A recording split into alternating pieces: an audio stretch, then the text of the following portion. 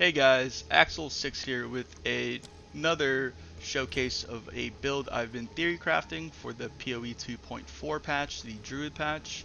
I'm currently playing as a Witch Hunter, level 67, that uses some of the Wolf transformation skills. We're currently at 2200 life, 58% armor, 27% evasion. We are resistance capped except for chaos, and we have around 150 life recovery per second for some defense. Um, we're going to quickly go over the skills, the passive tree, why Witch Hunter, the current gear I'm wearing, and a quick map showcase with the boss at the end of the video. So going to the skills, we don't really use crossbow shot or shred. Sorcery ward comes from our ascendancy. We're supporting it with fire mastery to give it +1 levels. You can see it goes from 16 to 17. It's essentially a bubble shield that mitigates elemental damage based off your armor and evasion. And when I get my 4th ascendancy, we'll grab ceremonial ablution. I think that's how you say it. And that will let the bubble shield also mitigate physical and chaos damage from hits. That's pretty nice for defense. So we open up with pounce onto enemies to mark them with freezing mark. The original mark that comes from pounce summons wolves, which is pretty cool, but freezing mark just works better for the build. It causes more freeze buildup, and whenever you freeze the enemy, you gain 30% of damage as cold. We are also using a mark of siphoning 2, which lets you leech mana and life for more sustain, and charged mark, which whenever you freeze the enemy from your freezing mark, charged mark will drop shocked ground, which is more damage that the enemy takes. Whenever you pounce onto them, you'll open up with Lunar Assault, and Lunar Assault already has a lot of freeze buildup on it, but we're supporting it with Rage 3, which will grant us Rage and attack speed if we're not at maximum Rage. We probably won't be at maximum Rage for the most part because the fragmentation rounds will spend Rage. We have Rapid Attacks 2 for more attack speed. We have Ice Bite, which whenever you freeze the enemy, you gain 25% of damage as extra cold. That with the freezing mark is 55% extra damage as cold, which is really nice. And the freeze support, which just adds 50% more freeze buildup. So as soon as the enemy is frozen, you basically just shoot them in the face with the fragmentation rounds, and it should cause a huge shatter effect that it's pretty good for clear and really good for bossing. We're supporting it with cold attunement for more damage as cold. Close combat, since we'll always be in the enemy's face, and that gives us 30% more damage. Rage Forge, so we spend our rage from the Lunar Assault to deal 35% more damage, and Heft for just 30% more maximum physical hit damage. For fragmentation rounds, if you don't know how this works, it does okay damage just shooting it. It's like a shotgun, but if the enemy is frozen, it'll consume the freeze to deal a lot more extra damage. You can see here my tooltip just says 2000, but versus frozen it's 42,000, and I'm not sure if that's a total damage or per pellet. I believe it shoots 10 fragments per shot, so if this is per fragment, this is a lot of damage for my level. We have 27 cold pen here as well, and if you didn't know, for the frozen enemies, if they are unique, you'll deal 50% more damage, which is huge. And we also have Lunar Blessing equipped. It essentially will turn the screen black, and this animation is really cool. And when you attack enemies with werewolf skills, you'll summon like beams of ice down that builds up freeze. And we only really use this for bossing, but you can use it during mapping if you'd like. We're supporting it with prolonged duration, cooldown recovery, so you can activate it more often since there is a cooldown, and second wind, which is kind of the negative side's kind of mitigated by the cooldown recovery, but it lets you use it 2 times versus just 1 time. And I may replace this in the future, but it seems to be working pretty well right now. For our auras or spirit gems, we're running 2 different sets. The Herald of Ice will be on both weapon sets, but the War Banner and Shard Scavenger is for the crossbow, and the Overwhelming Presence is for the Wolf transformation. Overwhelming Presence just reduces the enemy's elemental ailment threshold to let them become frozen easier, and we have vitality for more defenses, more life regen, and Herald of Ice just causes like this shattering effect, an icy explosion. We have Cold Attunement for extra damage as cold, Overreach for increased area of effect, Elemental Armament, and Elemental Focus for a combined total of 50% more elemental attack damage. For the crossbow aura setup, we have War Banner with Refraction. So War Banner, you build glory whenever you attack enemies. We're not using this really often. It is a skill you have to manually press when you have enough glory, and you throw down a banner, and there's a small AoE that you have to stand in to gain the effect of more attack damage, attack speed, and accuracy. And so we only use it really for bossing. Refraction will lower the enemy's elemental resistances whenever you place down the banner next to them. Shard Scavenger is here because right now we only have 2 shots because my crossbow lets me load an additional bolt. Normally it's only 1 shot, and whenever you freeze an enemy with your Lunar Assault and then you shoot them with fragmentation rounds, Shard Scavenger will automatically restore your bullets, and for a small amount of time your bullets aren't expended when you shoot.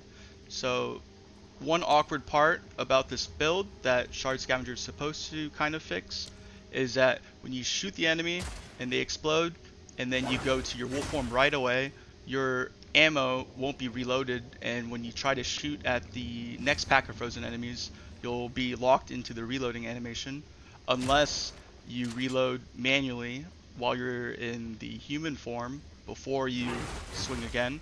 But the wolf form is stacking defenses, so you want to be in the form as often as possible.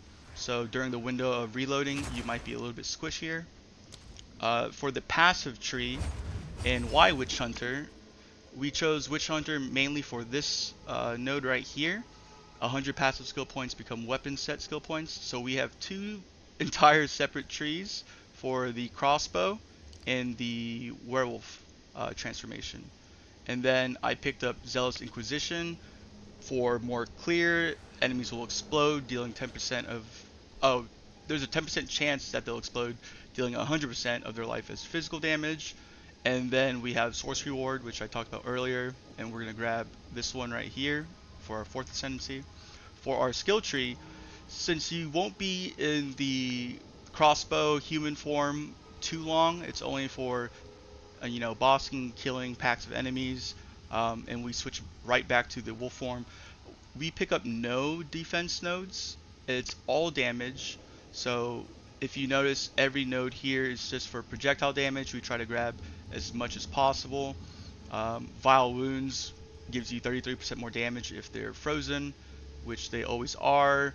This one gives the projectiles a chance to fork if you've meleeed, which you probably will be swapping between meleeing and shooting, as well as increasing how much projectile damage you do if you've meleeed. And we just grabbed some elemental damage pen and penetration here, and some elemental damage with attacks here. We also grabbed exploit with increased damage against hits against enemies affected by elemental ailments. Right here, stand and deliver in this node is more damage if they're closer to you. Coming Calamity, increased cold damage because your fragmentation rounds, even though it is a physical skill, it becomes 100%, I believe, cold damage whenever you shoot a frozen enemy. So this right here will increase the damage by 40%, and that's pretty much it, as well as Overwhelm for increased damage with the crossbow. For the wolf form, we come down here. We're grabbing attack speed nodes, so you can build up freeze faster.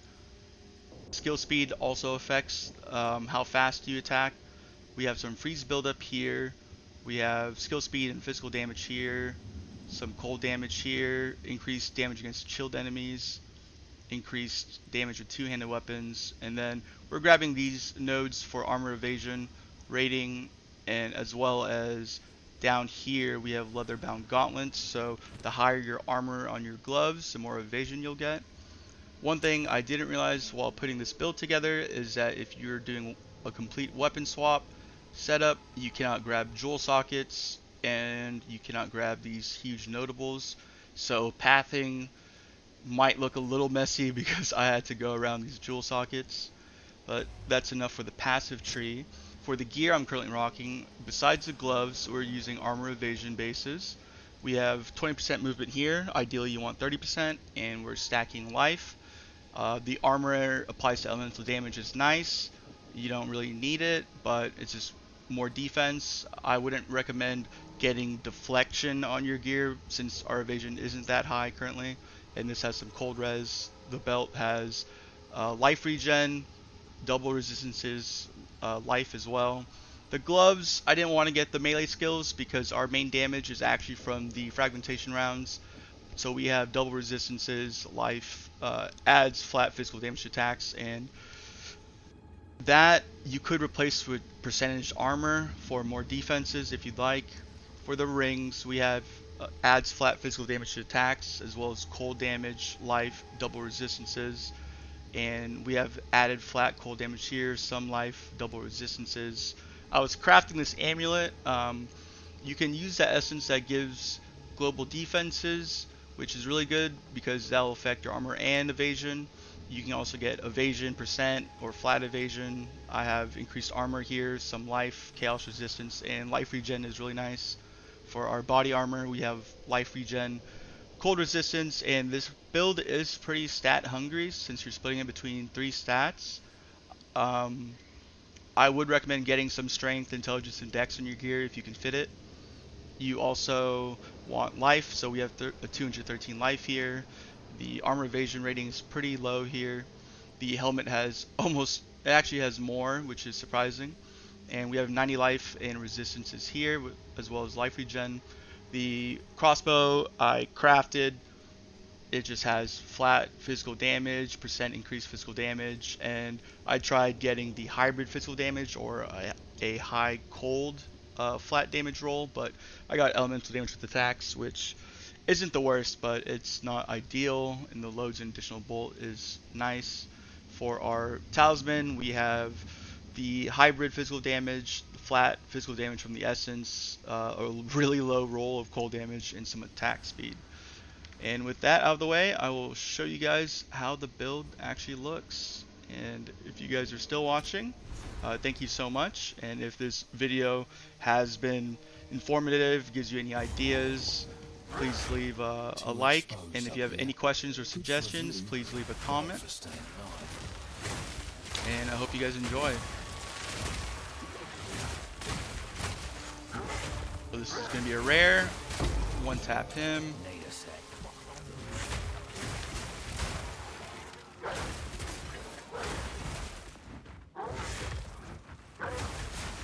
Oh, missed that shot. And the freeze buildup is really fast for Lunar Assault. Probably one of the best skills for freeze buildup currently. So Shrine, we love to see that.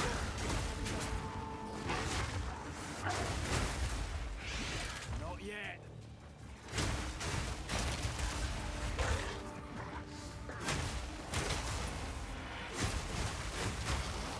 Not a fan of that mod. If you see the red ring, you can't really heal that much. I think it stops your health from going past 50%. And here's a breach.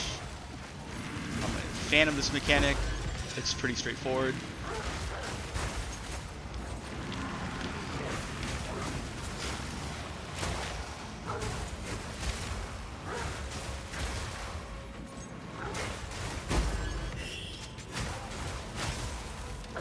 So far, from my previous videos, I've played the bear, the wyvern, and now I'm trying out the wolf, and this has been my favorite build so far. The wyvern was really good for bossing. If you watched my previous video, it absolutely melts bosses, but the clear's a little bit lacking, as well as the defenses. The bear, I do enjoy playing, but the skills come out pretty slow, so it's easy to get overwhelmed sometimes. And another defense some people might overlook is just being able to freeze enemies stops them from attacking you. So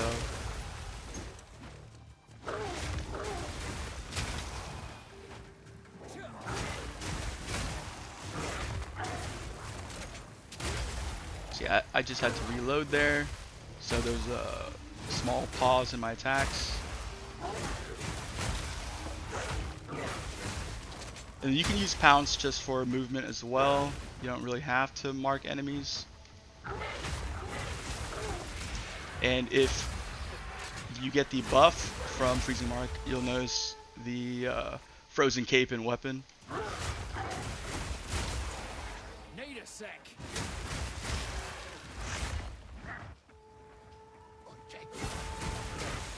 Simple enough.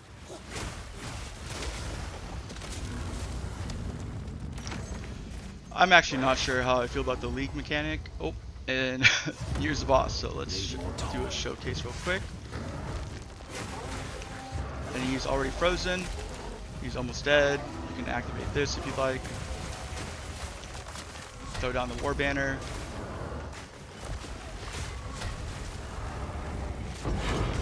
And that is it. Thank you guys for watching. I will post another video soon about updates to this build once I bring them to endgame. Currently we're still early in mapping, and thanks for watching, guys.